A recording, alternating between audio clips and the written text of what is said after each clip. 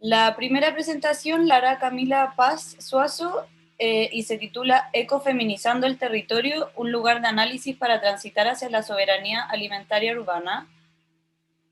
La segunda presentación la hará Giovanni Vecchio y se llama Políticas de movilidad para una ciudad que envejece, los desiguales efectos de las infraestructuras y tarifas para las personas mayores de Santiago.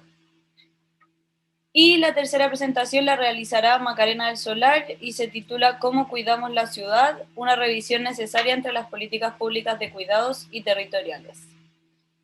Cada presentación tiene un máximo de 15 minutos y le pedimos a los presentadores que respeten esos tiempos porque el panel siguiente hay solo 10 minutos entre paneles. Y bueno, a Camila le doy la palabra para que empiece su presentación. Y deberías poder compartir pantalla. Camila, Ignacia, ¿Sí? eh, mm, Camila y Macarena mandaron un video, así que vamos a presentar los Ah, videos súper. y obviamente si quieren complementar va a haber una ronda de preguntas y va a haber una ronda de debate donde pueden complementar el resto de la presentación.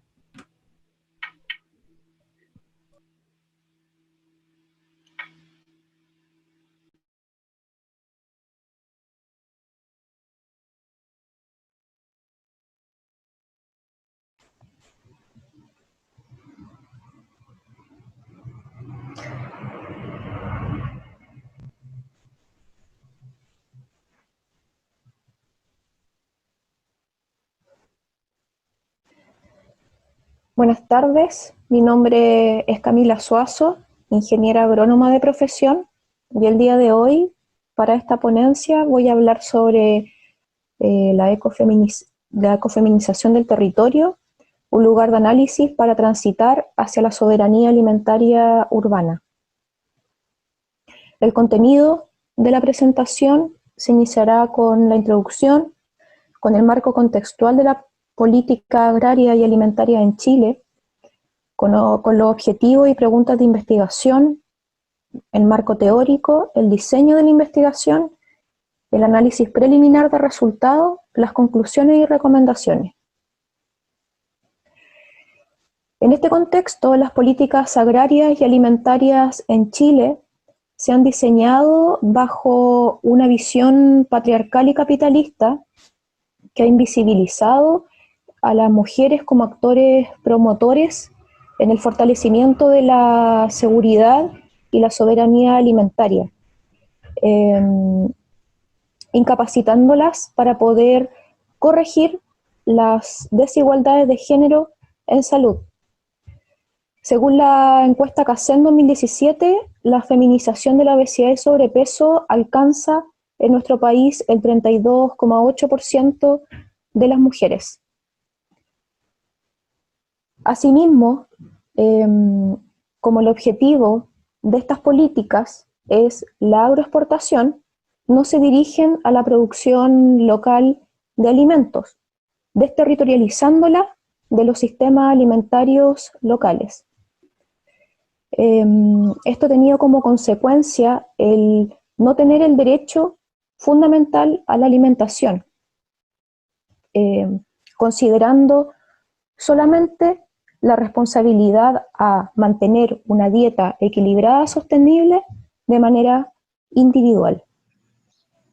La misma encuesta señala que el 5% de la población en Chile come sano y que el 86,9% requiere cambios urgentes en la dieta.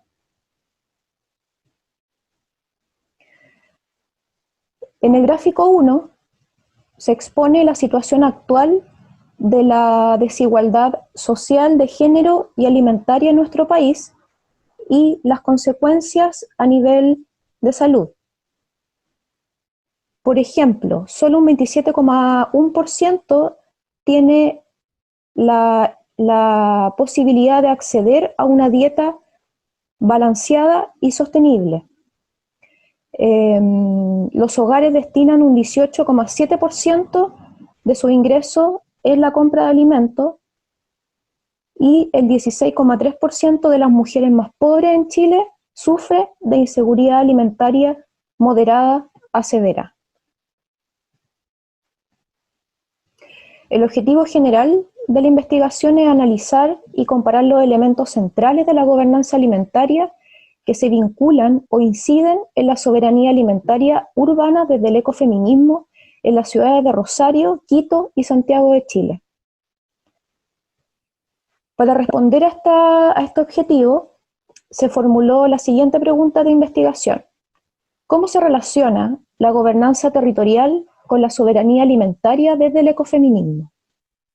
Para responder a esta pregunta, los objetivos específicos son caracterizar la gobernanza alimentaria con perspectiva de género desde los planteamientos del ecofeminismo y la soberanía alimentaria, identificar las dimensiones más relevantes de la gobernanza local para dar cuenta de la soberanía alimentaria desde el ecofeminismo y comparar los elementos en común entre la gobernanza y la soberanía alimentaria.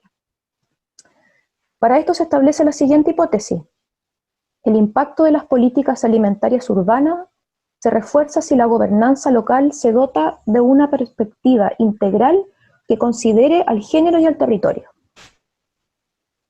Entonces, ¿qué lugar ocupa el ecofeminismo en el rumbo de la producción alimentaria local que vincule la justicia social, territorial y ambiental?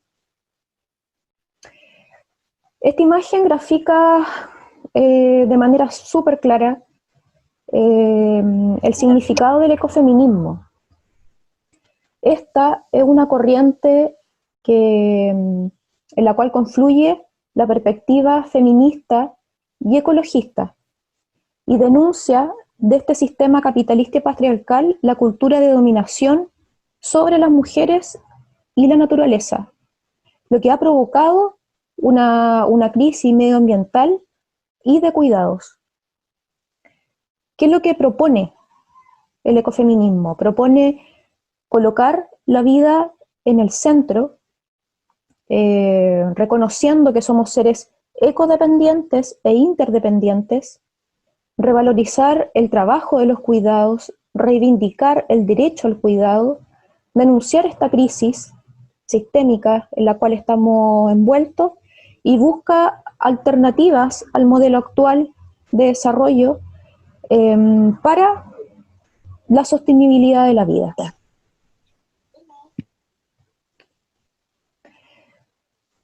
En esta imagen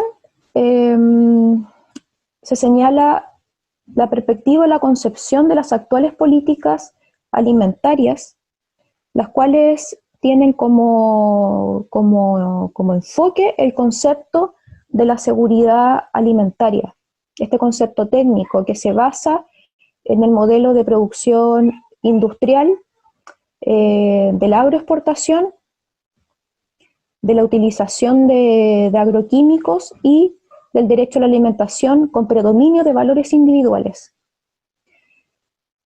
Sin embargo, para poder transitar a un modelo alimentario más sostenible, el ecofeminismo sostiene y propone el concepto político de la soberanía alimentaria, el cual se diferencia de la seguridad alimentaria porque es un modelo de producción agroecológica que se basa en la sostenibilidad de los ecosistemas, también en la protección estatal a este derecho, a la producción local, al acceso a la tierra y, por sobre todo, al derecho a la alimentación como predominio de valores colectivos, ¿ya? Es así como la agricultura urbana se posiciona como una estrategia de gestión territorial que relocaliza y conecta el género, la alimentación y el medio ambiente.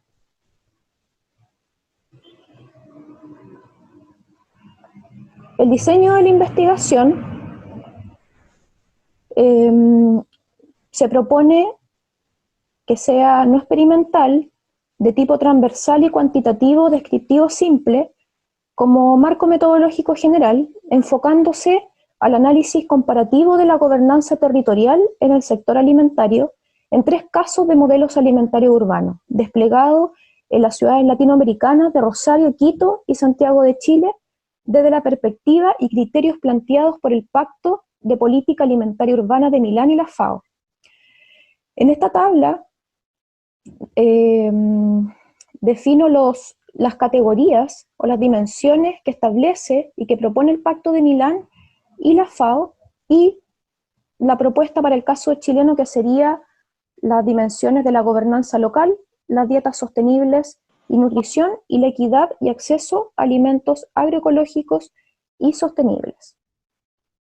Como análisis preliminar de los resultados, de manera esquemática y resumida, evidencio las políticas de agricultura o la estrategia urbanas de Rosario, Quito, y las que más se relacionan con la cuestión urbana y alimentaria en Chile, que son las Políticas Nacional de Desarrollo Urbano y la Política Nacional de Alimentación y Nutrición.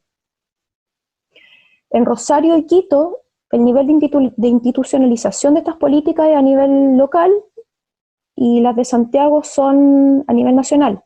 El nivel de implementación de Rosario y Quito es municipal, y en Santiago de Chile es ministerial. La línea de estrategia o el resumen de la línea estratégica de estas políticas son la gestión y la educación ambiental, la economía solidaria, el fortalecimiento de la seguridad y la soberanía alimentaria, la profundización de la intersectorialidad en temas relacionados con salud, la institucionalidad y la gobernanza, y la inclusión e integración y cohesión social. En la tabla 2 vemos las dimensiones relacionadas con la primera categoría o dimensión, que es la buena gobernanza. En este caso,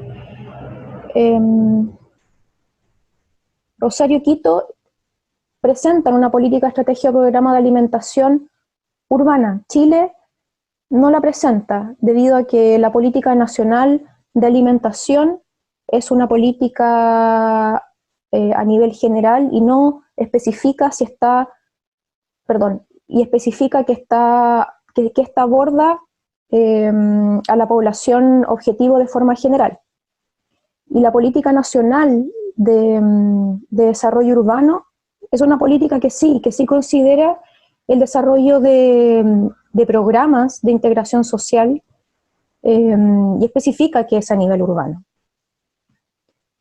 Pero no habla de alimentación, porque no está considerado dentro de los documentos de ordenamiento territorial el tema alimentario, agrícola. Además, la perspectiva alimentaria de la planificación urbanística y territorial, en el caso de Rosario, sí la considera. En Quito, no. Actualmente ellos se encuentran trabajando en la integración de la perspectiva en sus documentos de ordenamiento territorial, pero no ha sido un inconveniente, así que se ha podido desarrollar con mayor éxito el programa. En Santiago de Chile no considera esta perspectiva. Y por último, la perspectiva ecofeminista sí se incorpora en la política alimentaria urbana de Rosario y Quito, y en Santiago de Chile no. En la tabla 3, las dimensiones relacionadas con la dieta sostenible y nutricional, hablamos de estabilidad en el tiempo y de disponibilidad de alimentos. Para las personas, la proporción de dependencia de la importación en cereales es muy alta en los 3 países. La diversidad alimentaria per cápita es muy alta en Ecuador, y en Chile es muy baja por esta dependencia a las importaciones de alimentos. El costo de una canasta de alimentos básicos, Chile sigue siendo uno de los países que tiene la canasta más alta. Y la proporción de los gastos de alimentos del hogar, más o menos, se refleja en un mismo porcentaje, entre un 18 y un 24%. En la tabla 4, las dimensiones relacionadas con la equidad y acceso a alimentos sanos y sostenibles. Con respecto a la prevalencia de la obesidad total país por género, las mujeres son las que presentan el mayor porcentaje con respecto a la diabetes de tipo 2, total país género, también entre un 7 y un 14%. La prevalencia de inseguridad alimentaria moderada por género, Ecuador presenta los índices más altos, pero Chile tampoco se queda atrás, siendo las mujeres también las más afectadas. La prevalencia de la anemia entre las mujeres en edad fértil, más o menos el porcentaje es similar en los 3 países, y la presencia perdón, de huertos comunitarios e institucionales en los 3 países existen. Sin embargo, en Chile, al no considerar la agricultura o la producción agrícola dentro de las ciudades, estos huertos se mantienen en la ilegalidad. Como conclusión y recomendación, podemos decir que a nivel nacional la relevancia del problema está consensuada, de que se evidencia mejoras sustanciales en la calidad de vida y acceso a la salud alimentaria. Sin embargo, la mirada de género y la praxis alimentaria agroecológica urbana es todavía un enfoque ajeno a los planteamientos de desarrollo urbano y territorial, afectando significativamente en el acceso a dietas sostenibles y equilibradas para todos y todas. Es necesario plantear indicativas de coordinación intersectorial y multinivel en el diseño de políticas públicas relacionadas con la soberanía y la seguridad alimentaria urbana, especialmente hacia los territorios, considerando relevante la descentralización de las pautas alimentarias. Y por último, considerar la implementación de un programa municipal de agricultura urbana como lineamiento dentro de los ámbitos de integración social y regeneración de la ciudad segregada para complementar y reforzar la política nacional de desarrollo urbano desde los planteamientos del ecofeminismo y la soberanía alimentaria. Muchas gracias. Muchas gracias por el video.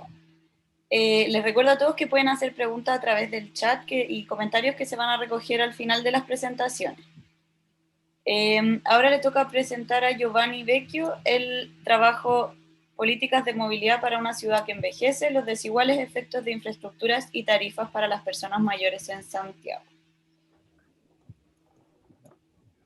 ¿Se ve la pantalla?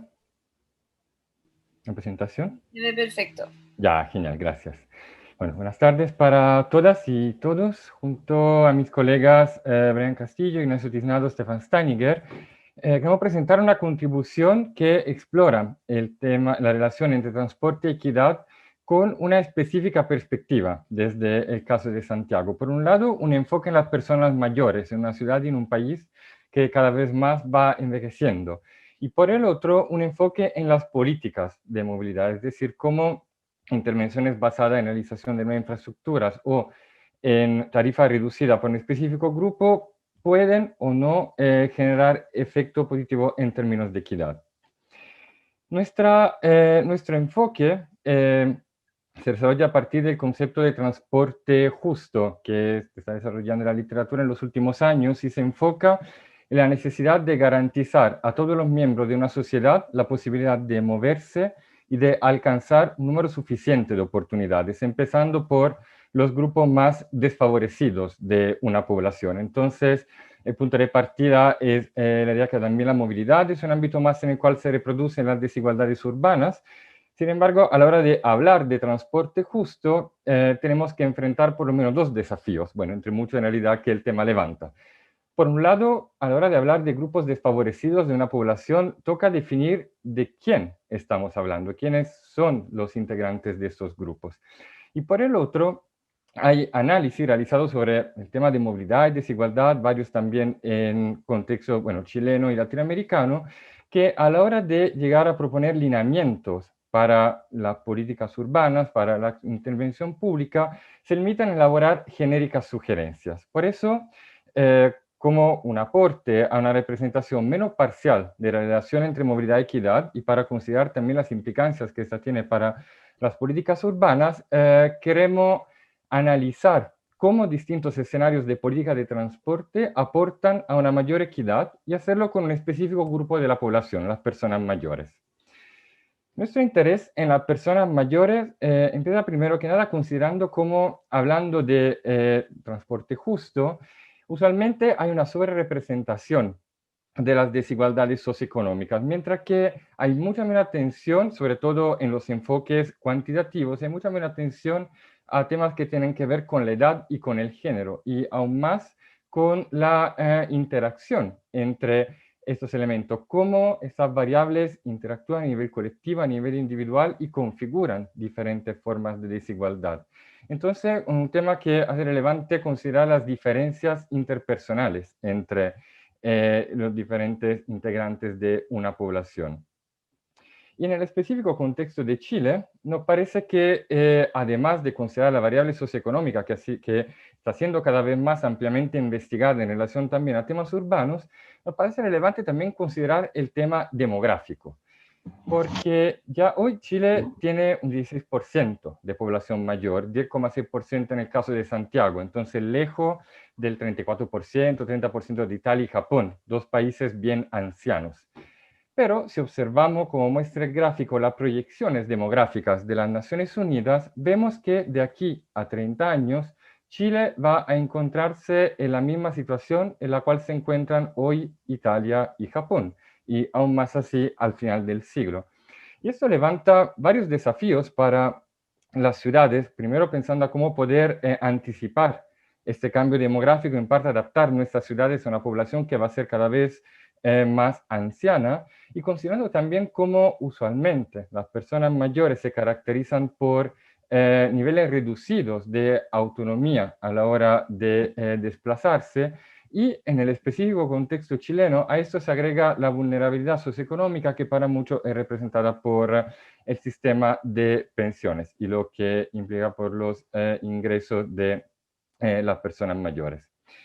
Entonces, en este contexto, nos parece relevante considerar cuáles son los efectos que pueden generar políticas alternativas entre ellas, considerando que diferentes medidas pueden generar diferentes beneficios, pueden aportar a la equidad de manera diferente. Entonces es relevante entender cuál es el transporte, no solo que queremos, sino la movilidad, más bien la movilidad que queremos y que podemos alcanzar.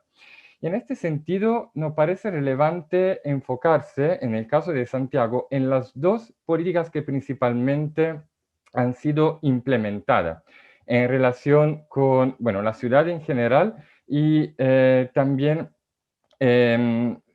zonas periféricas y grupos que se pueden definir como vulnerables.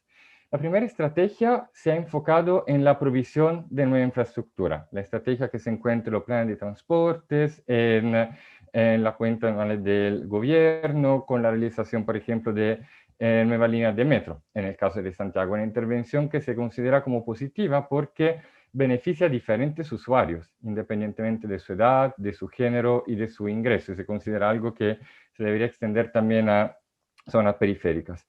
Y al otro lado, una política que se enfoca en específicos grupos desventajados o definidos como tales, la reducción de las tarifas del transporte público, algo que ya caracteriza anteriormente a las personas mayores, ha sido introducido con más fuerza hace algunos meses y representa, digamos, otra posible intervención a desarrollar.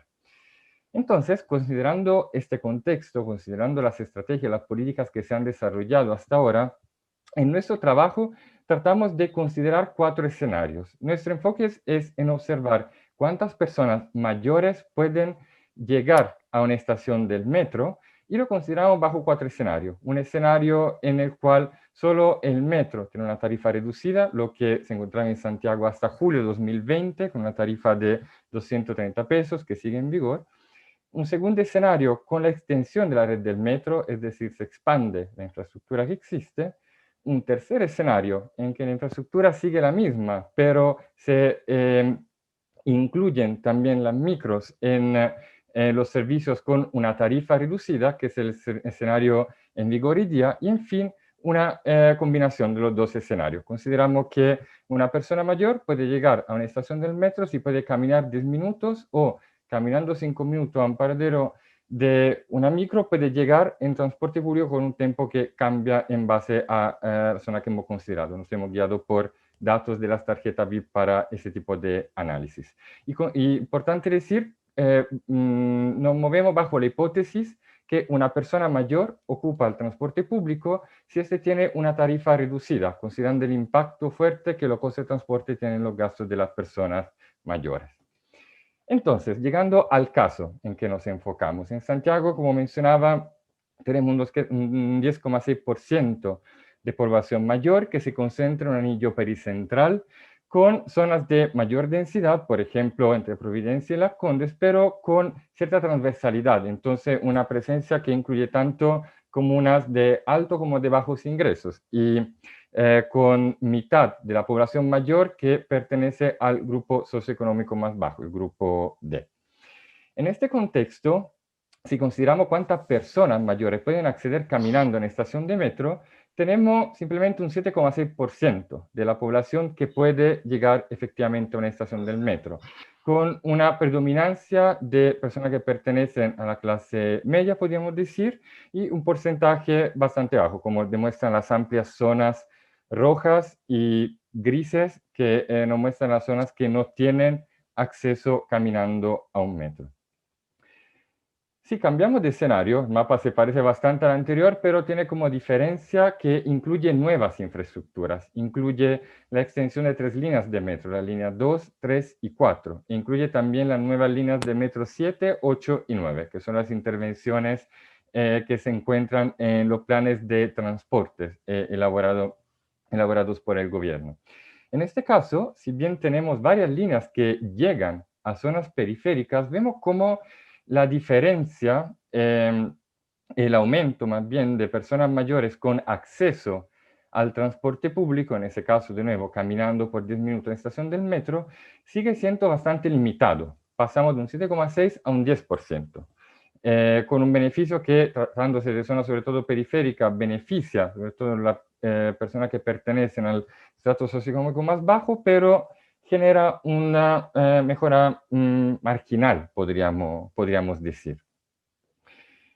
Mientras que la situación es muy distinta a la hora en que consideramos otro escenario, un escenario en el cual también las micros permiten el pago de una tarifa reducida para las personas mayores, que es lo que se encuentra en vigor en Chile, bueno, específicamente en Santiago, desde julio del año pasado, aunque la tarifa un poco más alta de la que antes se refería exclusivamente al metro. En este escenario pasamos a tener más de mitad de las personas mayores de Santiago con acceso al transporte público, es decir, caminando a un metro o caminando a un paradero que le permita, dentro de un cierto rango de tiempo que varía en base a la zona que consideramos, permite llegar a una estación del metro. En este caso, como decía, más de mitad de las personas mayores de la ciudad tienen acceso al transporte público, con el beneficio que involucra sobre todo las personas del grupo socioeconómico más bajo y que pero beneficia también personas mayores con otra condición socioeconómica. En todo eso cabe destacar que nuestro enfoque en el metro se basa en la importancia que el metro juega en la movilidad de todos los días en Santiago, aunque sabemos obviamente que no es la única forma de transporte, pero sí sabemos la relevancia que eso puede jugar, sobre todo para los traslados más largos al interior de Santiago.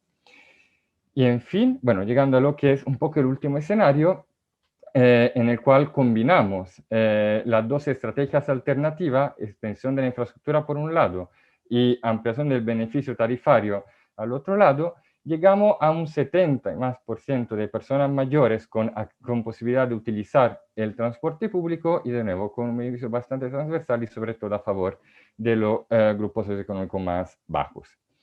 Entonces, si observamos estos escenarios, estas medidas, podemos ver cómo los efectos que generan son bien incrementales. El beneficio mayor se obtiene, obviamente, con la ampliación del beneficio tarifario también al transporte público de superficie, también a las micros, pero también la extensión de la red obviamente genera alguna ventaja, aunque marginal. Sin embargo, seguimos teniendo amplias zonas rojas, y estas son zonas en las cuales se encuentra un 30% de las personas mayores de la ciudad. Sabemos también que casi la totalidad, del 97% de las personas mayores se encuentran a distancia caminable de un paradero del transporte público. Entonces eso nos permite entender cómo poder llegar a hacer que estas zonas rojas ya no sean tales, sino que puedan ir reduciéndose y podamos tener una menor cantidad de personas mayores sin acceso al transporte público. Entonces, bueno, llegando un poco a la conclusión, a una síntesis de este trabajo, con este análisis tratamos de dar un primer paso hacia una lectura más detallada de las desigualdades que se asocian a la movilidad. Nos enfocamos en las personas mayores en Santiago, nos enfocamos en la evaluación de escenarios alternativos de políticas públicas que están siendo o han sido implementados por las instituciones, y podemos entonces dar una lectura un poco más precisa de lo que pasa para un específico grupo de la población, y también una lectura que involucra más dimensiones, considerando no solo la edad como un elemento de vulnerabilidad, sino considerándolo junto a la condición socioeconómica de las personas mayores. Sin embargo, estamos conscientes que ese trabajo es un primer paso y que tiene varias limitaciones, algunas que se pueden enfrentar con otros trabajos y otras que requieren una reflexión más profunda. La primera limitación tiene que ver con el rol instrumental de la movilidad, es decir, poder utilizar el transporte público no sirve de mucho de por sí, sino que es relevante a la hora en que con el transporte público pueda alcanzar algún lugar, alguna oportunidad que para mí es relevante, a la hora en que puedo moverme en micro o en metro para llegar a un servicio de salud, para ir a comprar, para ir a visitar mi familia, etc. Entonces, es necesario dar un paso más y desarrollar evaluaciones de accesibilidad, ver cuáles son las oportunidades efectivamente relevantes para las personas mayores. Segundo, un gran tema, las limitaciones de los enfoques agregados, como el que desarrollamos nosotros, un enfoque que no nos permite, que nos permita distinguir obviamente entre personas mayores, de altos o bajos ingresos, pero no nos permite considerar qué tan autónomas estas personas son a la hora de desplazarse, por ejemplo, o no nos permiten considerar sus prácticas de movilidad. Y en fin, los últimos dos temas que requieren probablemente una reflexión más profunda, lo en que nos hemos enfocado nosotros son políticas redistributivas, pero partimos de la hipótesis que es relevante para las personas mayores reducir los gastos de transporte, pero esta asunción se puede considerar como paternalista, es necesario involucrar las personas mayores en un proceso más participativo para saber efectivamente cuáles políticas en relación con la movilidad lo pueden beneficiar más. Y sobre todo, el último punto es más complejo, la necesidad de ir más allá de los estereotipos de la vulnerabilidad. Entonces, considerar a la persona mayor no como vulnerable constitutivamente, no como vulnerable por definición, sino como una persona en algunos casos jubilada, en otros casos que sigue trabajando, una persona que aporta tareas de cuidado, una persona que participa en organizaciones sociales, entonces con la necesidad de ir más allá de definiciones sencillas y un poco estereotípicas para efectivamente aportar a una movilidad que sea más justa y a políticas de transporte que efectivamente puedan ayudar en este sentido. Gracias. Muchas gracias, Giovanni, por tu presentación. Ahora Macarena presentará cómo cuidamos en la ciudad, una revisión necesaria entre las políticas públicas de cuidado y territoriales.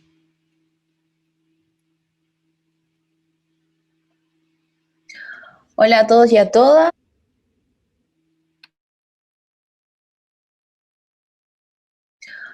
Hola a todos y a todas. Mi nombre es Macarena Solar y junto con Paola Girón les vamos a presentar la siguiente ponencia.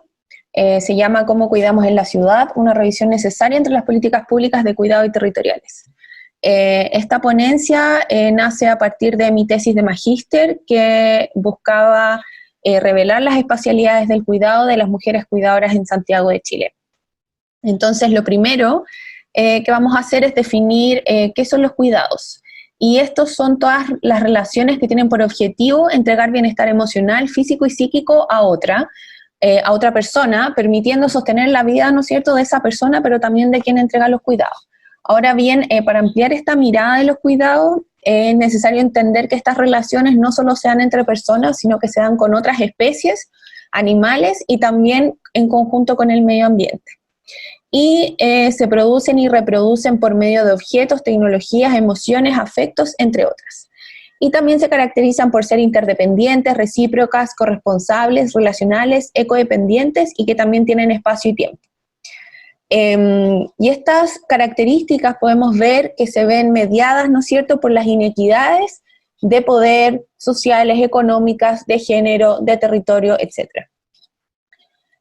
Otro concepto importante a revisar es la interseccionalidad. Como esta mesa trata de esto, lo que nosotros estamos viendo ahora es un concepto que es una herramienta analítica útil para poder entender estas relaciones de poder que se van manifestando a través del género, ¿no es cierto?, de las racialidades, del sexo, de los territorios, de los lenguajes, etc. Y se basa en la premisa de que la gente vive opresiones múltiples derivadas de las relaciones entre sexo, raza, género, clase, sexualidad, etc. Entonces, la intersección que nosotros estamos observando hoy día o que les vamos a presentar hoy día es entre cuidados y territorio, y poniendo énfasis en la política pública y la disociación que existe entre las políticas públicas de cuidado y las territoriales. Entonces las de cuidados se enfocan en grupos distintos determinados de personas, individualizan la responsabilidad del cuidado en una persona, lo que generalmente, históricamente desde el feminismo se ha identificado como mujeres, solucionan necesidades prácticas de género y no apuntan a transformar las relaciones de cuidado. Eso quiere decir que soluciona el problema puntual. Si faltan jardines infantiles, se generan jardines infantiles, pero no se entiende la transformación que requiere el cuidado en la sociedad. Y por otro lado, estas políticas públicas son parceladas, es decir, están las de vivienda, las de previsión, las de salud, la de educación, pero no conversan entre ellas. Por otro lado, están las políticas públicas territoriales, donde estas no consideran a los cuidados en la planificación de las ciudades ni ningún tipo de territorio. Y además entiende el territorio desde un punto de vista fijo, es decir, desconoce que las personas nos movemos y es una cualidad inherente en el habitar, y en ese sentido entiende el territorio como estas escalas fijas, ¿no es cierto?, lineales, como el hogar, el barrio, la ciudad. Sin embargo, lo que les vamos a mostrar más adelante es que estas van fluctuando y no necesariamente suceden en esta linealidad. Y también entiende la vivienda como un objeto y no como un espacio de procesos sociales que reproducen y producen cuidados. Y bueno, por otro lado, desde las herramientas de planificación territorial, estas organizan el territorio por actividades, es decir, por ejemplo, industriales, habitacionales, etcétera, pero el habitar de las personas no sucede de esa manera fragmentada. Entonces acá en la pantalla pueden ver, este es un resumen de las políticas públicas de América Latina relacionadas al cuidado, donde en la fila, en la columna izquierda, podemos ver que estas están segmentadas por grupos de atención, es decir, niñez y adolescencia, adultos mayores, diversidad funcional, mujeres, y después es toda la población. Y puede ser un poco abrumadora esta tabla, pero sin embargo con lo que quiero que se queden es que están enfocadas en grupos determinados, la responsabilidad sigue cayendo en la familia y en una persona particular de la familia, que en general son las mujeres, y no están relacionadas y generalmente no son vinculantes entre ellas, ¿ya? Entonces, para un poco mostrarles cómo funciona el cuidado en la ciudad, voy a contarles sobre uno de mis casos de estudios de mi tesis, donde lo que estamos vinculando acá son los cuidados y el territorio, ¿no es cierto?, esta relación, de la cual nosotras pudimos identificar que existen tres cosas importantes dentro del cuidado en el territorio, que son las prácticas de cuidado, donde está la organización y los ciclos, los encadenamientos que en el fondo muestran a las personas y los lugares que van permitiendo el cuidado, y las percepciones donde uno puede identificar los conflictos y los deseos en relación al cuidado y a la vida propia. Entonces, en relación a la organización del cuidado, podemos ver que, o lo que yo pude ver es que en general había una mujer en el centro de esta organización y que tienen 5 etapas. Ahora, estas etapas no suceden de manera lineal, sino que van sucediendo de manera cotidiana, y puede ser que un día pase una y el siguiente la otra, o bien todo suceda de manera fluida. Ahora bien, la negociación siempre está presente en todas estas etapas, y tiene que ver con quién se negocia para el cuidado, pero también con quién recibe el cuidado y en los lugares que va sucediendo este cuidado. Entonces aquí está el caso de Andrea. Ella es una mujer joven, de aproximadamente 30 años, que tiene 2 hijos, Nicolás y Consuelo, y trabaja vendiendo productos de repostería en las ferias de Santiago. Ahora, como pueden ver, ella está en el centro de estos cuidados de sus hijos, pero también al mando de la organización de la vida completa, del trabajo y de los niños. Y como pueden ver acá, ella tiene a Bárbara, que es la persona más cercana al cuidado, donde ella se encarga de cuidar a Consuelo en su casa todos los días, mientras Andrea, sobre todo en el periodo de verano, va con Nicolás, su hijo mayor, a atender las ferias. Luego, en una escala igual de cuidado, pero un poco más lejana, está la mamá de Andrea, que se encarga esporádicamente del cuidado de los niños, y luego aparece el papá de Consuelo, que acá lo graficamos con esta línea punteada para identificar que esta relación en realidad está quebrada y él nos encarga mayormente del cuidado de Consuelo.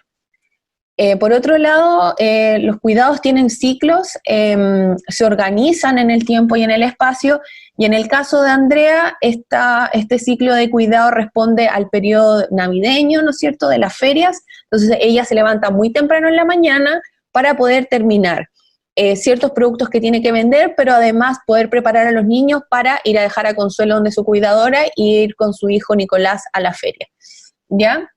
Entonces, cuando nosotros vemos estos ciclos y los espacializamos, podemos ver que la mayoría del cuidado o parte del cuidado sucede en la casa, ¿no es cierto?, donde ella cuida a sus hijos, los niños viven ahí, se desarrollan ahí, pero ella también ocupa su casa como espacio de trabajo. Entonces, entre las 5 de la mañana y las 8:55 está generando estas actividades de cuidado en la casa, pero también trabajando. Y lo importante acá es que cuando nosotros miramos los cuidados fuera de la casa, es decir, cómo suceden estas trayectorias, podemos ver que se empiezan a ocupar los espacios de la ciudad, ¿no es cierto? Entonces ella necesita salir de su casa, tomar un taxi para ir a dejar a Consuelo donde es su cuidadora, luego tomar el transporte público junto a su hijo para poder llegar a la feria. Todo esto va sucediendo a través del espacio y el tiempo, ¿no es cierto? Y mientras este gráfico, esta parte morada del gráfico indica el tiempo que ella pasa en la feria, que son aproximadamente 12 horas, sin embargo ella siempre está pendiente del cuidado de Consuelo con su cuidadora. Y finalmente el trayecto, podríamos decir que termina a las 12 de la noche, ¿no es cierto?, cuando ella vuelve a su casa con sus hijos luego de trabajar. Entonces, algo importante de esto son las percepciones. Acá yo les muestro el caso de las 3, pero me voy a poner el foco en Andrea, donde en el fondo lo que ella reconoce como conflicto o lo que necesita resolver es se siente sola, ¿no es cierto?, esta relación lejana con su madre y la relación de violencia con el papá de Consuelo. Ahora bien, esta percepción como negativa en relación al cuidado, no necesariamente con sus hijos, sino, ¿no es cierto?, con el entorno que la rodea, que también le permiten cuidar a ella y cuidar de sus niños, tiene una materialización que en el fondo es esta casa-taller donde ella desea este espacio para poder vivir junto a sus hijos, pero también para poder formalizar su trabajo de repostería. Ahora, cuando nosotros analizamos esta organización del cuidado, estos encadenamientos y las percepciones, nos damos cuenta que hay 4 dimensiones de la espacialidad del cuidado que son importantes de revisar. Y en una de esas son las escalas, las otras son las materialidades, las interconexiones y los espacios del deseo. Entonces, las escalas nos dan cuenta que, como ya les mencionaba al inicio, que el urbanismo tradicional piensa en hogar, barrio, ciudad de manera lineal. Sin embargo, con estos casos de estudio nos dimos cuenta que no es así el habitar de las personas, no es tan lineal, sino que va a depender de las características de tu vida y de cuidados en este caso, que van a darle una escala a tu habitar en el fondo. Y en el caso de Andrea, es un habitar desplegado, ella se mueve por toda la ciudad buscando las ferias, sin embargo también tiene esta localidad que le permite a Bárbara de cuidar dentro del barrio de su casa, a su hija. Ahora bien, una característica importante también es que la escala virtual está presente en todos estos casos de estudio, donde a través de la conexión a internet y mi teléfono puedo estar pendiente del cuidado, puedo comunicarme con esas personas que me permiten cuidar desde otro espacio o que bien comparten el cuidado.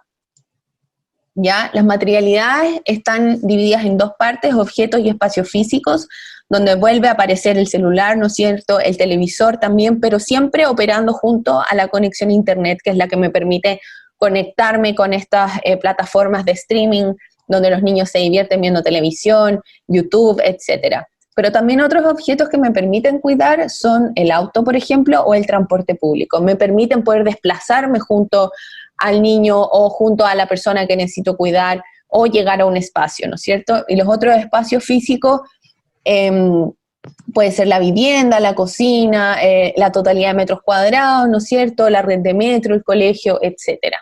Ahora, algo importante donde unimos nuestros trayectos y estos espacios y estos objetos son las interconexiones. En el fondo reconocemos que para poder cuidar dentro de la ciudad necesitamos un conjunto de cosas que nos permitan hacerlo.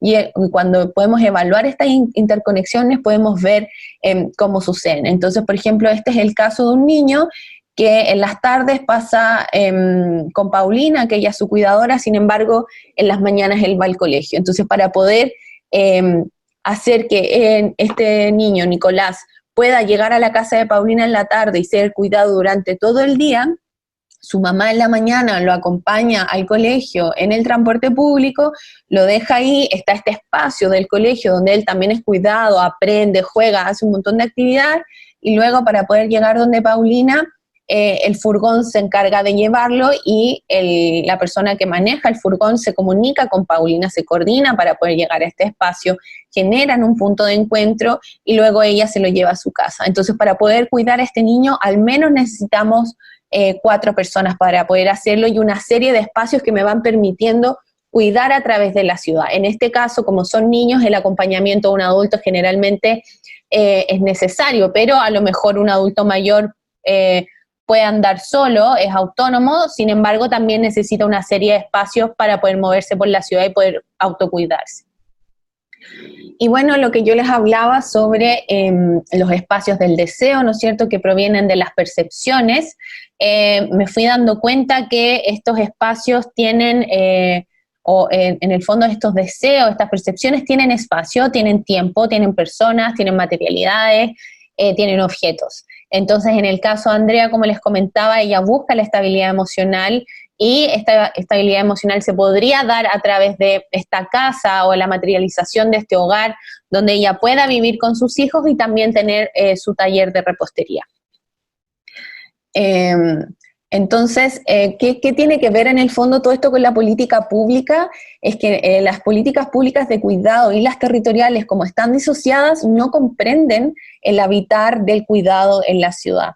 Entonces, primero no son intersectoriales, es decir, no conversan entre ellas, no consideran el espacio-tiempo, se enfocan específicamente en las personas, pero no consideran las otras cosas que hay, por ejemplo, los objetos que me permiten cuidar, los espacios, las otras especies que a lo mejor me pueden ayudar a cuidar, como lo son los animales, las mascotas, y dentro, en conjunto, el medio ambiente, ¿no es cierto?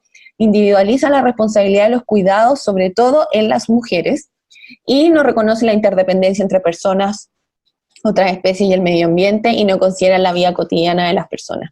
Entonces, a lo que queremos apuntar con esta presentación es que necesitamos avanzar en políticas públicas de cuidado territoriales que pongan en el centro la vida de las personas y su vida cotidiana, reconozcan la importancia de la interdependencia, es decir, nadie puede cuidar solo o nadie se puede sostener en la vida solo porque el sistema no está formado para eso y necesitamos de otras personas, otros objetos, otras especies y del medio ambiente para poder cuidarnos, ¿no es cierto?, para poder sostener la vida. También necesitamos avanzar en que la responsabilidad de los cuidados no sea individualizada, sino que el rol de la comunidad asuma este cuidado como entidad organizadora y ejecutora de los cuidados, es decir, distribuir las responsabilidades que no solo caigan sobre una persona, en este caso las mujeres, sino que todos seamos responsables de lo que sucede en nuestro entorno. Ampliar la visión de cuidados, como le decía, llevándola más allá de la relación entre personas.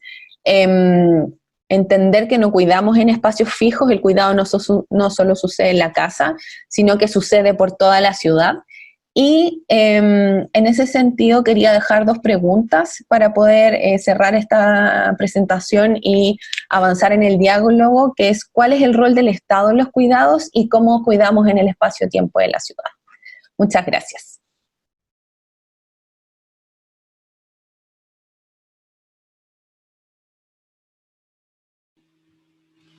Muchas gracias a ti por la presentación. Bueno, esa era la última presentación de la mesa y a continuación tenemos 20 minutos para comentarios y preguntas. A los que quieran comentar o preguntar pueden escribir en el chat, y para abrir le doy la palabra a Paola Girón, investigadora del COES, que hará un breve comentario y posteriormente iremos seleccionando las preguntas del chat. Muchas gracias, Ignacia, y gracias a las tres presentaciones que son muy interesantes y, aunque no lo crean, están vinculadas entre sí. El propósito de este eje en la conferencia COES de territorialidad era un poco discutir la urgencia de tener estas miradas intersectoriales, sobre todo, e interdisciplinarias para poder comprender las territorialidades complejas que estamos viviendo hoy en día. Entonces, en ese sentido, creo que las tres presentaciones son bastante relevantes y pese a que algunas están enviadas a otras de las líneas o a otras, pensamos, por ejemplo, el de Giovanni ponerlas con los de movilidad o el de Macarena ponerlos con otros temas, las juntamos porque pensamos que tenía que ver con esta mirada de la interseccionalidad, que está como el COES está muy interesado en empezar a desarrollarlas también. Y en ese sentido creo que es muy importante algo que plantea la primera presentación, que tiene un poco con el ecofeminismo, pero más que tener una mirada de género, creo que es el enfoque teórico feminista que ayuda mucho a poder ir desenmarañando estas complejidades territoriales que estamos viviendo. Como la teoría feminista en los últimos años sobre todo ha sido muy útil para poder empezar a cuestionar formas muy tradicionales que tenemos, sobre todo en el ámbito de la planificación urbana y la planificación del transporte, que son dominadas por ciertas disciplinas, y que quizás cuesta mucho que salgan y que puedan mirar esto que está sucediendo en los territorios. Entonces, creo que es muy importante incorporar esta mirada de la interseccionalidad a los estudios territoriales, y creo que lo que ustedes plantean con tres temas distintos que tienen que ver con la alimentación, el transporte y los cuidados, que a la larga, al final, quizás porque estoy más metida en los temas de cuidado, todo se cruza, ¿no? Todo tiene que ver con eso. Quizás para la primera presentación quería ver como consultas o preguntas en términos de la interseccionalidad. Nosotros hemos visto estudios, yo he visto estudios tanto en salud pública, en la Universidad de Chile, hay toda una red de alimentación, y lo que están planteando un poco es poder empezar a hacer estos cruces, ¿no? Mi pregunta es más bien, ¿quiénes son estas personas que están con este 87% de obesidad? Es decir, lo que nosotros observamos en algunos estudios es que esto es territorializado, es decir, en el barrio alto de Santiago hay comida orgánica en el Jumbo, mientras que en otras partes de la ciudad casi todos los supermercados tienen sellos negros, o la mayor parte de la alimentación tiene sellos negros en los supermercados. Entonces, ¿quiénes son? ¿Dónde están? ¿Cómo cruzar con otras varias? Por ejemplo, ¿son más niños? ¿Son más mujeres que trabajan? ¿Son mujeres que se quedan cuidando? ¿Quiénes son estas personas y cómo están localizados y diferenciados territorialmente? Eso como por un lado, ¿qué es lo que opinas de eso? Y por otro lado, ¿qué tan esta mirada de la agricultura urbana, cómo ves tú en términos de implementación? Porque suelo urbano agrícola en la ciudad de Santiago no queda, pues está La Pintana, pero eso rápidamente va a ser construido y las inmobiliarias están muy pendientes de todo el suelo disponible. ¿Cómo ves tú una agricultura urbana? ¿Se basa en términos de microhuertos o tiene que ver con una logística más amplia a nivel territorial, de cómo se transporta otro tipo de alimentación? ¿En qué se basa esta mirada tuya que propones sobre la soberanía alimentaria, particularmente en términos de la agricultura? Eso como para la primera. ¿Hago todos los comentarios mejor, Ignacia? ¿Sí? Sí, mejor al tiro y así después damos tiempo para que ellos respondan. Ya. Eso, y por otra parte creo que también en esta presentación es importante ver cómo se vincula de la agricultura urbana con otras, de una manera intersectorial. Es decir, tú revisaste la Política Nacional de Desarrollo Urbano, pero en esa política es muy, muy lejana, ¿no? No se acerca lo suficiente a los territorios para poder comprender este nivel de micro que tú estás hablando, quizás de lo que se requeriría, ¿no? Como cómo implementar políticas. Tú hablas de los municipios que tendrían que estar más involucrados, pero ¿qué experiencias o qué sugerencias podrías tener tú en términos de gestión urbana para poder empezar a implementar este tipo de políticas? Sobre el trabajo de Giovanni, me parece también bien importante empezar a mirar y cuestionar la forma en que las políticas de transporte, tanto en infraestructura como en tarifa, se vinculan un poco más con las políticas urbanas. Y en ese sentido, lo que nosotros hemos visto también en los estudios de adulto mayor es que pocos adultos mayores se mueven largas distancias. Primero, entonces, pregunto, en términos de interseccionalidad, ¿de qué adultos mayores estamos hablando? ¿Personas de más de qué edad? ¿Cómo se van fragmentando? Porque hay personas de 65, 70 años que se mueven súper bien y que son súper hábiles para moverse, pero otros que no tanto. En los estudios que nosotros hemos visto, sobre todo comparando, por ejemplo, por Providencia y Pedro Aguirre Cerda, el problema no está en la red de transporte público. El problema de movilidad de los adultos mayores está en la caminata en distancias cortas, es decir, 5 cuadras a lo máximo. Y es allí donde están los problemas. Y pese que Vitacura, Providencia, Las Condes puede que tengan buena accesibilidad en términos de cómo se mueven por el territorio, las políticas de salud no están vinculadas con las políticas de transporte. Entonces, el consultorio no está cerca no es accesible. Entonces, hay una forma en que se mueven los adultos mayores que no necesariamente está vinculada a la red de transporte metro, micro que tú estás hablando. Entonces, ¿cómo llegamos a una escala de comprender más bien cómo el territorio, cómo se habita el territorio, quiénes son los adultos mayores, qué territorio están habitando y cómo habitan esos territorios? Porque estas miradas tan amplias sobre el sistema, con indicadores tan amplios, no nos permiten, entonces puede que acerquemos los metros y los paraderos y las micros, pero ellos sigan sin tener accesibilidad. Entonces, algo importante que discutir aquí es ¿dónde los adultos mayores? ¿Dónde se quieren mover? ¿Dónde se mueven? Y quizás no es necesario que esta política de transporte aumente las redes de metro, sino que también tiene que ver con cómo se vinculan con los territorios. Muchas de las cosas que se están tratando a nivel de comprender esta mirada de los adultos mayores tienen que ver no solo dónde van, si llegan al lugar, es decir, si se conectan, sino de cómo llegan. Si van al consultorio y no está el médico, no sirve mucho que esté el consultorio. Entonces, ¿cómo miras desde una manera más sectorial, con las distintas otras políticas, lo que están viviendo los adultos mayores? Y en el caso de Macarena, que es más cercano y lo conozco, creo que hay algo que se me hace interesante que podamos discutir de manera más amplia, porque creo que en los 3 trabajos y las políticas públicas dirigidas para poder mirar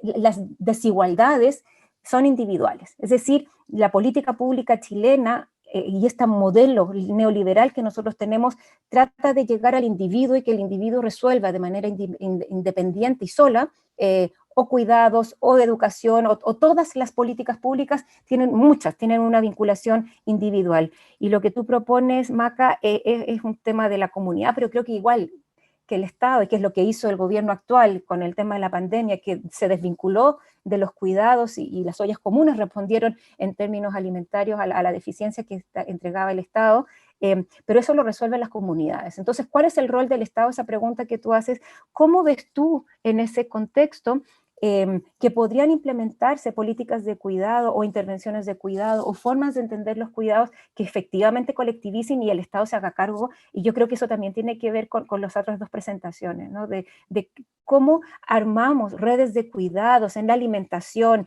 en cuidado de los adultos mayores, con los niños, por ejemplo, porque los adultos mayores no andan solos.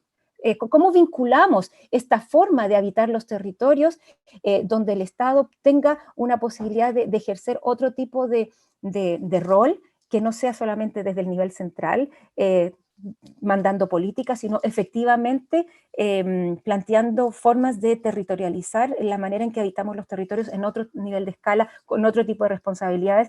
Yo creo que algo se habla del rol de los municipios, pero también hay otro tipo de estructuras que se podrían pensar. Eso, esta es la mesa de territorio, entonces está muy territorializado cómo estas políticas públicas entonces se vinculan con otro tipo de sectores y efectivamente cómo la interseccionalidad nos permite entonces ir vinculando, ¿no? No es solamente los adultos viejitos que cumplen 60 y ya no pueden más, sino cómo hay distintos tipos de adultos mayores y estas capas que se van superponiendo de desigualdad empiezan a ser muy importantes en el momento en que uno empieza a pensar en políticas públicas más efectivas. Eso.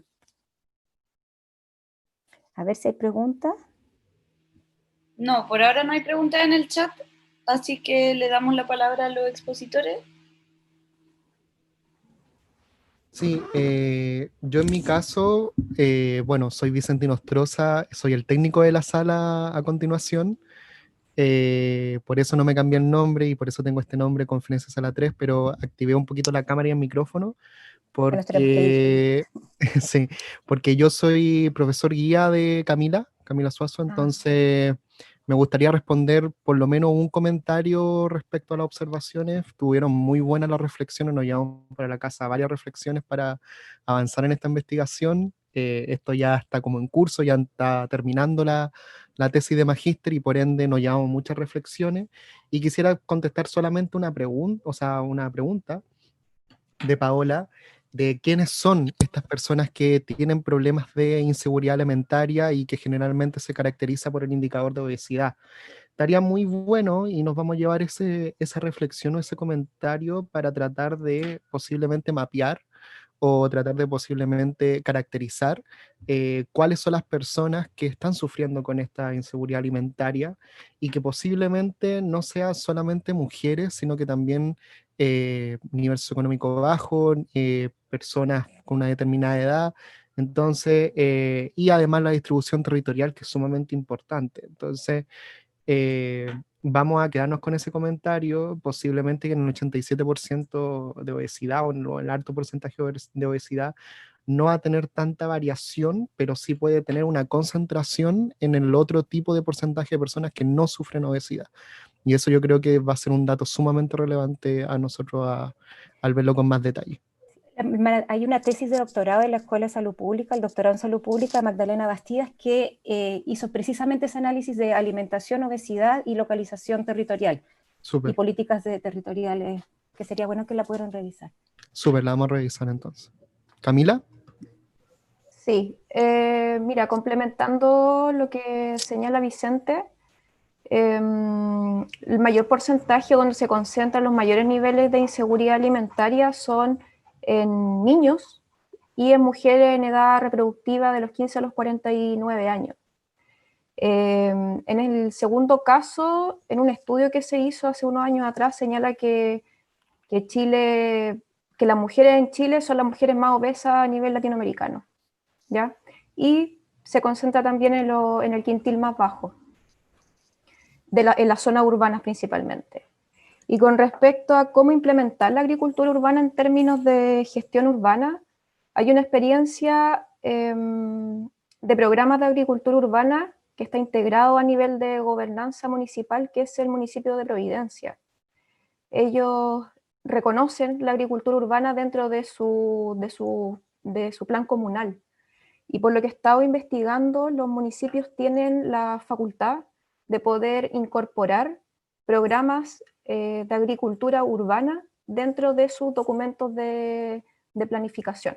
Entonces esa sería como la forma de poder integrar la agricultura urbana dentro de la gobernanza a nivel municipal.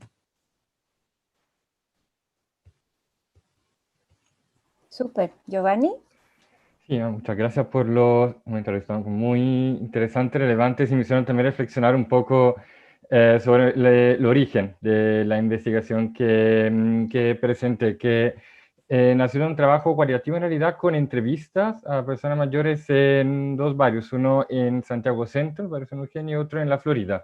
Y ahí fue hablando con algunas personas mayores, como, bueno, primero surgió un elemento que personalmente me sorprendió, es decir, a la hora de hablar de adultos mayores, paradójicamente no es la edad el elemento como más determinante finalmente, sino, bueno, diferente nivel, por ejemplo, estado de salud física el que determinan, por ejemplo, diferente nivel de autonomía, diferentes prácticas de movilidad. Así que esto me pareció, bueno, por un lado bastante interesante porque también resalta nuevamente la necesidad como de aproximarse más a ciertos contextos. En realidad, creo que para entender efectivamente las formas de habitar también a través de la movilidad en la ciudad de las personas mayores, es relevante tener un enfoque en los barrios, a lo mejor en la comuna, porque deberían ser quizá como las instituciones más cercanas y entonces más capacitadas para poder intervenir en los elementos, digamos, que ofrecen el soporte para la movilidad, sea, por ejemplo, el estado del espacio público, la presencia de algunos servicios, y personalmente el interés en el sistema macro, en cómo funciona, por ejemplo, infraestructura de transporte, el sistema de transporte público, cómo funciona la tarifa, surgió viendo cómo era un elemento recurrente en algunas de las entrevistas, pero de manera muy distinta, no sé, desde la persona mayor que vive en la Florida y varias veces a la semana tiene que estar antes de las 7 en Maipú, porque ahí es donde vive su hijo y va a la casa a cuidar el nieto, y entonces parte de esta red de cuidado en la cual pero el sistema de transporte público no está ayudando a que se pueda, digamos, desempeñar esta tarea de cuidado. O otra persona en Santiago Centro que al tener varias micros que transitan por su barrio le permiten llegar directamente a sus destinos, pero implican por un lado un precio más alto y por el otro una experiencia más insegura por la inestabilidad del vehículo en movimiento, etcétera, prefieren demorarse más tiempo, dar una vuelta más larga, pero tomar, por ejemplo, una micro vecinal que ofrece la municipalidad y llegar a una estación del metro que además le permite pagar menos. Así que eso me pareció interesante porque, si bien no era nuestro foco, era un elemento que seguía apareciendo en varias prácticas de movilidad de personas con edades diferentes y también con prácticas de movilidad diferentes. Y el otro elemento que nos parecía un poco interesante, que finalmente que lo que es paradójico, bueno, pero habla más de la institucionalidad en el caso de Chile, en el caso de Santiago, sobre todo como muchas de las políticas que tienen recursos y pueden generar quizá un impacto más a corto plazo, son políticas de nivel nacional, pero obviamente un poco alejadas de los territorios, mientras que los municipios, que son las instituciones como más cercanas, las que conocen más su territorio y también podrían desarrollar más intervenciones puntuales, en muchos casos tienen menos recursos para esos tipos de iniciativas. Así que fue más como un interés en dar un primer paso, aunque considero personalmente que la escala del barrio, del municipio, es la más relevante para entender tanto la posibilidad de los límites de la acción pública, como también efectivamente cómo se mueven las personas, y cómo esto va mucho más allá de ciertos clichés, podríamos decir, como hay prácticas también de personas, no sé, que se cuidan entre ellas, grupos de personas mayores que se desplazan juntas para cuidarse efectivamente a la hora en que una se caiga porque la vereda está en mal estado, puedan ayudarse, y todo esto obviamente se pierde a la hora de tener una mirada agregada, pero desafortunadamente la mirada agregada la que por ahora puede interloquir quizás más fácilmente con ciertas políticas, pero el desafío obviamente es poder bajar cada vez más la mirada a los territorios y poder acercar cada vez más a las diferentes formas de habitarlos que también la movilidad refleja.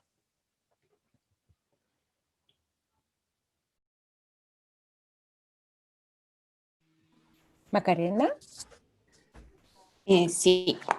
Bueno, primero creo que la mesa presenta 3 temas que están súper vinculados en el cuidado, y desde esa perspectiva creo que cada uno trata quizás el cuidado o una forma de comprender el cuidado, ¿no es cierto?, desde la alimentación, desde cuál es el rol del transporte público, ¿no es cierto?, respecto de los habitantes, y en el sentido de las políticas públicas y la pregunta que tú hacías, yo creo que quizás una de las cosas que podrían ser útiles, porque obviamente no tengo las políticas públicas específicas, es cambiar la comprensión respecto de los cuidados, o sea, desde cómo el Estado se posiciona respecto de los cuidados, cambiando esta lógica asistencialista y transformando la visión que tenemos de que el trabajo está en el centro de la vida, es decir, vivimos para trabajar y debería ser al revés, sino que trabajar para poder vivir bien, tranquilos, dentro de lo que cada uno estime conveniente y las comunidades estimen conveniente.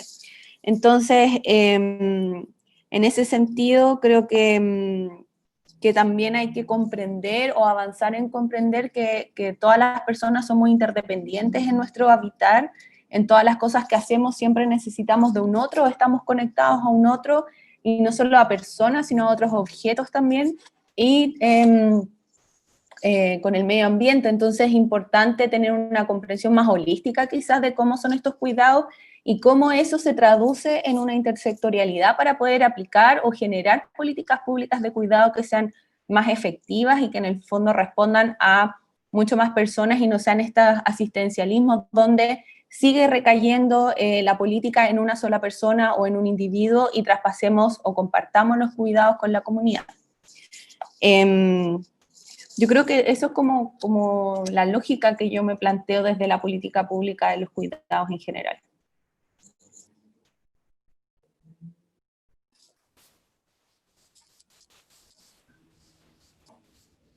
Bueno, eso no sé si alguien más tiene alguna pregunta o comentario, porque en el chat no escribieron nada. Yo puedo hacer una cosita más, quizás es que se me hace muy interesante el trabajo de la Camila, que como yo creo que en relación a esto que plantea la Macarena sobre los cuidados, el tema de la alimentación, por lo menos en el ámbito de lo urbano, ¿no? De los que nosotros trabajamos en el ámbito de la planificación urbana y territorial, todavía el tema de la alimentación no es tema, no ha surgido como un tema fundamental. Encuentro raro esto que encontrás en la Política Nacional, como le trataste de sacar algo a la Política Nacional de Desarrollo Urbano, pero la verdad no está muy ahí. Y creo que tanto el tema de los cuidados entre personas, entre los niños, como el tema de la infancia, los niños, los adultos mayores, como toda esta interdependencia que tenemos, como seguir mirando con datos que fragmentan en vez de datos que unen, creo que nos ayuda tanto para poder comprender las implicancias de la alimentación que vamos a tener a futuro. Yo creo que todavía no estamos viendo eso, y en el estudio de Magdalena Bastías, que ella revisaba el tema del rol de las ferias libres, por ejemplo, y cómo los datos agregados no dan cuenta de la complejidad y el apoyo que tienen las personas, sobre todo en la periferia, con las ferias libres. Entonces, la conclusión de su estudio, yo creo que en vez de una política que diga elige vivir sano, la conclusión de su tesis fue exige vivir sano. Es decir, política pública no da la posibilidad de una alimentación sana en Chile, no orienta hacia eso. Y yo creo que eso nos conlleva con problemas que no se vinculan la alimentación ni con territorio, ni con salud, ni con transporte, ni con ninguna de las otras políticas. Así que yo creo que tu tema va a ser fundamental en el futuro de cómo logísticamente manejamos el tema de la alimentación sana. Pero yo creo que es importante vincularla con otras formas de los cuidados en la ciudad. Pero por allá yo creo que hay harto potencial de seguir investigando, y en el ámbito urbano no hay. Hay una política de huertos urbanos en La Reina, que es bien interesante, pero caben 5 huertas, pero en La Pintana hay un tema más grande. Yo creo que también el rol de Antumapu, de la Universidad de Chile, ha tenido algo que ver ahí con huertas más amplias y programas de huertas. Es bien innovador lo que trabajan en La Pintana. Sí, estoy súper de acuerdo contigo. Yo creo que el principal problema, que también lo plantea Macarena, es la falta de diálogo también entre las distintas políticas y que no existe una mirada holística de la alimentación. Entonces, con respecto a las ferias libres que dices tú, hace unos días estuve leyendo el trabajo que hizo Martín Arboleda sobre soberanía alimentaria. De la UDP. Sí, y el problema no es si existe un número insuficiente de ferias libres, porque hay disponibilidad de alimentos, el problema es el acceso a esos alimentos. Y en La Reina o en La Pintana y en Santiago Centro, en el barrio Yungay, lo que están haciendo es poder acceder a espacios públicos a través de comodatos para poder desarrollar esta iniciativa de huertos comunitarios. Pero, como dices tú, no hay una mirada holística de la alimentación, entonces no dialoga el Ministerio de Agricultura, que a mí me parece nefasto que no se relacione con la alimentación y que solamente lo deje en manos del Ministerio de Salud pero creo que el rol del Ministerio de Agricultura es y tiene que ser relevante. Se tiene que sentar a conversar en temas de planificación urbana y territorial. Muy cortito, me gustaría como seguir en esa línea del asunto de la alimentación, porque además tiene que ver como, yo creo que en la pandemia lo hemos visto también, no son solo cómo las personas nos organizamos quizás para poder acceder al alimento en sí, pero también cómo es la producción de ese alimento. Yo he aprendido mucho, por ejemplo, de la producción de legumbres, de la baja producción de legumbres que hay en Chile, de que todo lo importamos prácticamente. Entonces también yo creo que es preguntarnos qué tipo de alimentos necesitamos, qué tipo de cosas necesitamos y cómo se va distribuyendo. Yo en algunos de los casos de estudio de mi tesis pude ver y entender cómo se abastecían algunas personas a través de las ferias libres y cómo estas ferias libres no solo eran un espacio de compra de alimentos, pero también de cuidados, de acompañamiento de familiares. Entonces, los enlaces que se generan son mucho más complejos que el leer el problema como desde una sola perspectiva, en el fondo. Suceden muchas cosas en esos espacios. Y de reciclaje también después van a ir los adultos mayores, parte del paseo semanal es ir a la feria. Y lo que hemos visto a partir de las ollas comunes, que como no podían salir, otros tenían que llevarle las comidas a las casas, entonces está todo concatenado. Y en la sesión de la mañana se conversaba un poco de eso, que quizás los indicadores macro que estamos usando no nos dan cuenta de las complejidades territoriales que estamos viviendo. Entonces tenemos que generar otro tipo de indicadores, otras formas de preguntar cómo se están habitando estos territorios. Por eso yo creo que es bien importante, Camila, ir como mostrando más este tipo de investigaciones, que quizás agricultura se ve tan lejos, como que pensamos que el campo y lo rural, cuando tiene mucho que ver con lo que estamos habitando hoy. Sí, exactamente. Yo creo que ese es uno de los grandes daños que han hecho el diseño de políticas agrarias y alimentarias en Chile, que es desterritorializarla de la zona urbana y desvincularla de la cotidianidad. Y no lo mostré en la presentación, pero porque está en desarrollo, pero los niveles de inseguridad alimentaria son más altos en las zonas urbanas que en las zonas rurales por la migración precisamente de la gente de la ruralidad a las ciudades. Sí. Sí, vamos a terminar comiendo Super 8 nomás después. Sí.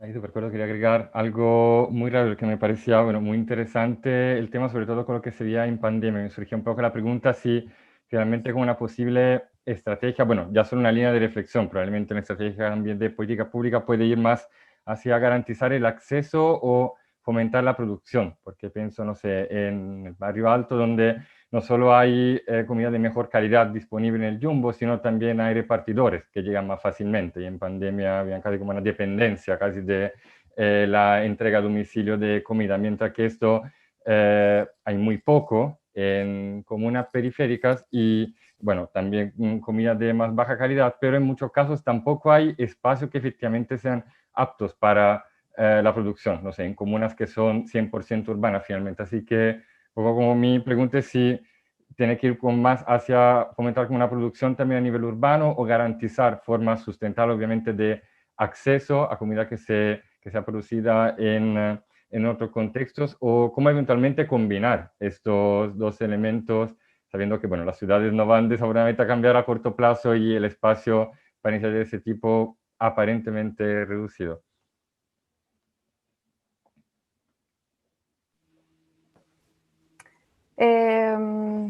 Sí, contestando la reflexión que hace Giovanni, creo que Santiago de Chile en sí, a nivel urbano y a nivel periurbano, tiene los mejores suelos agrícolas a nivel nacional, en temas de nutrientes, de fertilidad. Y la mejor forma, hace un par de años atrás hice un catastro de la cantidad de suelos públicos disponibles por comuna, y la zona periférica tiene suelo disponible, están en desuso, Y como te digo, queda voluntad política de ceder esos terrenos para que la gente pueda desarrollar proyectos de huertos comunitarios. Pero existe la posibilidad a pequeña escala, ¿ya? Aquí no queremos hablar de a gran escala, no, pero que por lo menos se le dé la posibilidad a la gente que vive en ciudades de acceder a espacios públicos para poder complementar la dieta que tienen.